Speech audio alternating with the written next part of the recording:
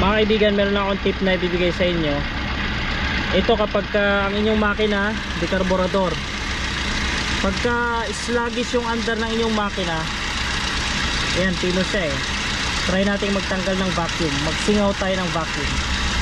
Pagka ganyan yung under ng inyong makina, hindi okay naman yung inyong spark plug, okay, pero yung under nya parang misfiring. Ibig sabihin yan, may leak yung vacuum nya. Tingnan nyo yung carburetor ninyo, yung mga vacuum hose doon baka nakatanggal, o kaya mismo ito yung sa manifold vacuum, at saka doon sa iba pang mga vacuums dyan sa inyong mga manifolds at sa carburetor. Takpan ninyo yan. Kaya pag tinakpan yan eh, umu-okay.